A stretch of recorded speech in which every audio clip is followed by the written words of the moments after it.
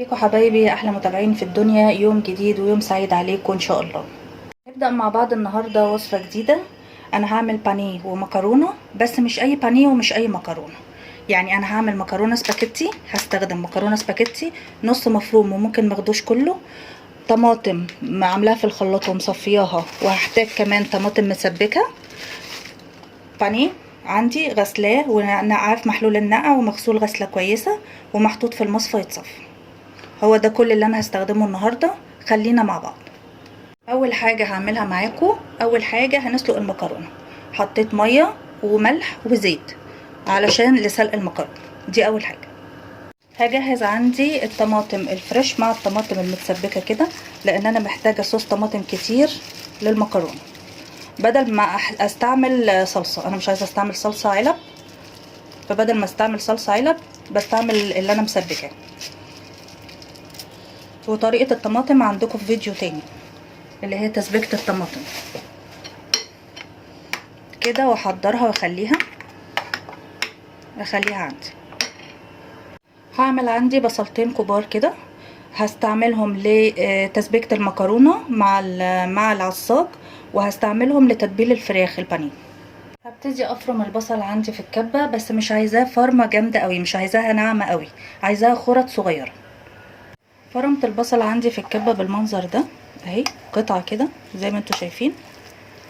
على فكرة انا عايزة بس اقولكوا على حاجة، لو السكينة بتاعت الكبة عندك تلمت، حطي حتتين اللي هو سلك الالمونيا الناعم ده، حطيه فيها وشغليها، هتبصي تلاقيها بقت حامية معاكي، لان انا عملت معايا كده وعملتها بالطريقة دي واديكوا شايفين النتيجة. مية المكرونة غلت عندي اهي. هحط بقى المكرونة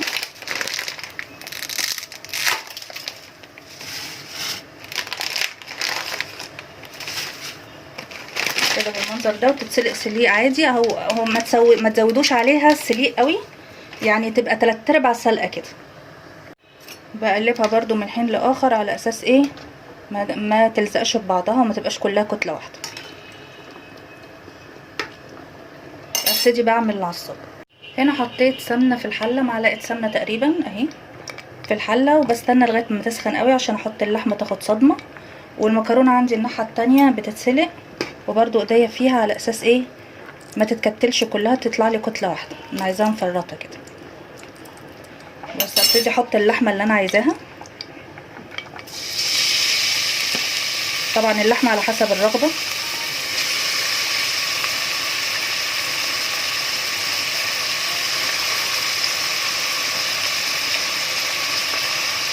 انا بكتفي بس بشويه دول،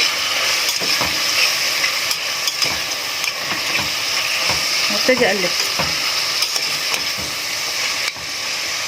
ابتدي احط عندي على اللحمه التوابل بتاعتها، شويه فلفل اسود، احط حبه تاني.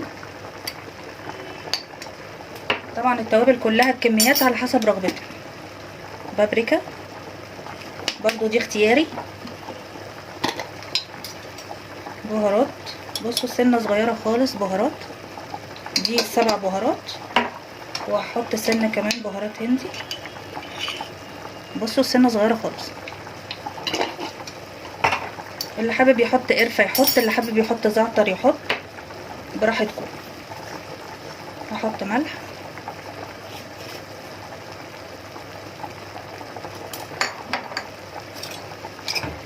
اديها تشويحه كده التوابل مع اللحمه قبل ما احط البصل. ريحتها جميله جدا جدا، التوابل اللي ابتدت ريحتها تطلع. بستنى لغايه ما بتاخد عندي اللون الحلو قوي ده زي ما انتوا شايفين، وريحه التوابل ابتدت تطلع. بحط الطماطم، بحط البصل، اسف. بصل طبعا على حسب الرغبه، في ناس بتحبه كتير، في ناس بتحبه قليل. انا باخده بالنظر كده لغايه ما احس كده ان هو ايه كده تمام مع اللحمه. هو كده كفايه، مش هحط تاني. وابتدي بقى اشوحه مع اللحمه تشويحه حلوه كده. هنا المكرونه كده عندي خلاص، وباكد بس انها 3/4 سوا اهي، الواحده بوحدتها اهي. عشان ايدي فيها على طول ما انا واقفه. هصفيها بقى. بعد ما العصاج خد عندي هنا لون حلو كده اهو، ببتدي احط الطماطم كده بالمنظر ده.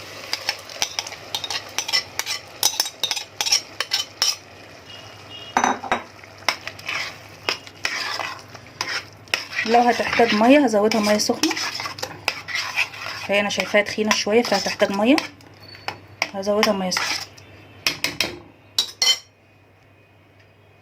بعد ما غلت عندي بالمنظر ده وشفت انها تقيله، ابتدي بقى اخففها بميه سخنه من الكتل. بلاش ميه بارده يا جماعه، بس عشان انا اكيد هحتاج صوص للمكرونه. بس كده اسيبها تتسبك مع نفسها، وكده محتاجناش صلصه من بره، والصلصه اللي احنا عاملينها في البيت ومحتاجناش اي حاجه. حلوه جدا وريحتها حلوه جدا بالتوابل اللي احنا حطيناها، مظبوطه قوي. اسيبها بقى تغلي. بالنسبه لتتبيله البانيه، اتاكد بس ان البانيه خلاص عندي ما بقاش فيه ميه، اتصفى بالمنظر اللي انتوا شايفينه ده.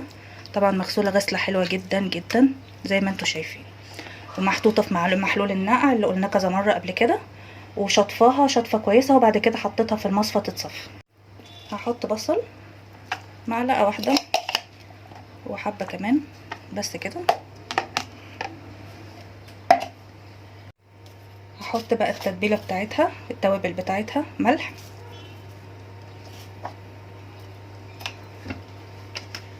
شويه خل مش كتير علشان هحط خل تاني في التتبيله، فما بحطش خل كتير دلوقتي.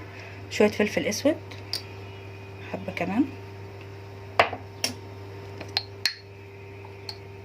شويه زعتر، بس كده. هي دي التتبيله اللي انا معتمداها بقالي سنين في الفراخ. طبعا في كذا تتبيله للبانيه وانا كنت قدمتهم في القناه، بس دي اسهلهم، يعني دي التتبيله السهله. ابتدي بقى احط الفراخ.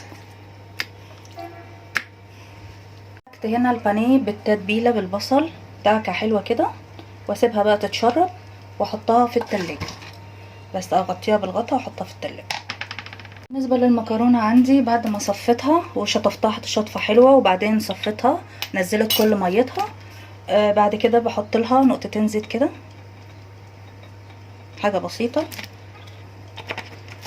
وبقلبها كويس قوي على البارد اهو. انا محطتش على النار ولا حاجه اهي، بس علشان ما تلزقش في بعضها. بس كده يبقى شكلها طبعا حلو في الطبق لما تقدميها، تبقى شكلها حلو. بس كده، وكده خلصنا المكرونه اهي، واغطيها واركنها.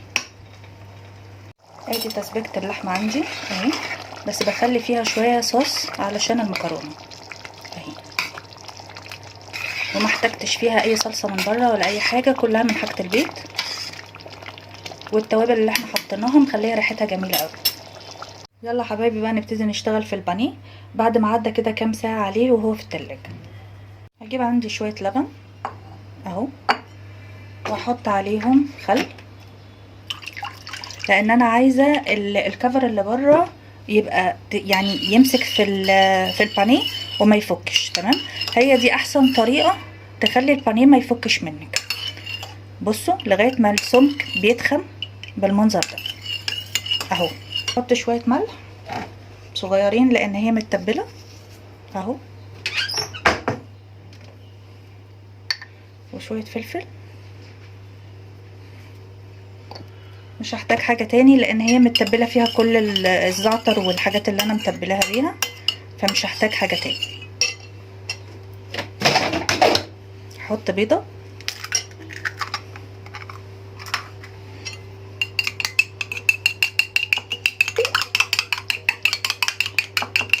اهو. قوام بصوا عندي بقى سميك شويه، على اساس ان انا لما احطه في البقسماط يبقى حلو قوي. هتلاقي البقسماط مسك فيه وما فكش ابدا منك. الطريقه دي انا مجرباها من سنين يعني.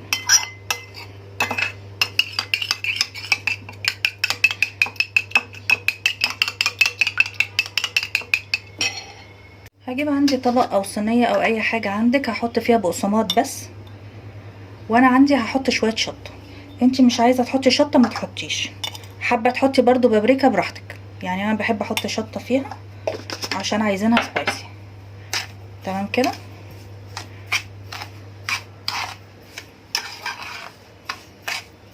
بقسماط عادي جدا جدا من الفرن عادي. هبتدي بقى احط البانيه فيها. لو الحته عندك صغيره ماشي، بس انا محتاجاها تكون رفيعه، يعني لو الحته عندك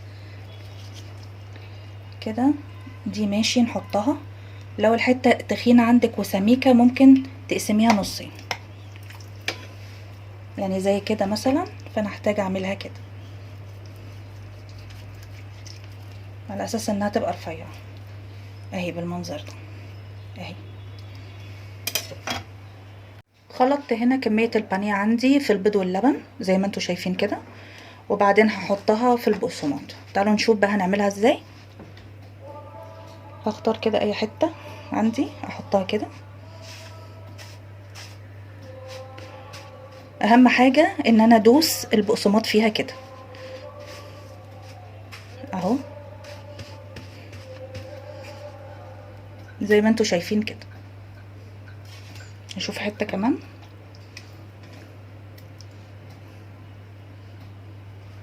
اهي.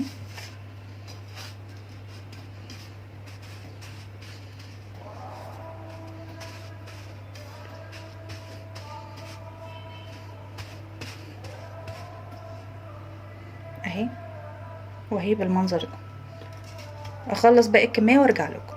شكل البانيه بعد ما خلصته اهو في البيض والبقسماط، وحطاه على بعضه علشان هو مش بيعجن اهو.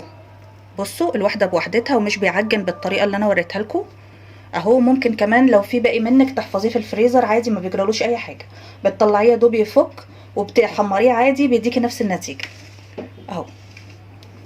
هحطه بقى كده شويه في التلاجة لغايه ميعاد القليه. هنا هبتدي عندي احمر البانيه زي ما انتوا شايفين كده، والزيت غزير، ونستنى لما يسخن قوي وبعدين نحطها. وبعدين بطلع على شبكه عندي زي ما انتوا شايفين كده، على ولا منديل ولا ورقه ولا اي حاجه، على شبكه عشان يفضل مقرمش من بره وطري من جوه. ده الشكل النهائي لطبقنا. ادي المكرونه باللحمه المفرومه، وادي البانيه مقرمش من بره اهو وطري من جوه، وادي سواه زي ما انتوا شايفين. اتمنى ان اكون فدتكم ولو بمعلومه بسيطه، واشوفكم في فيديو جديد.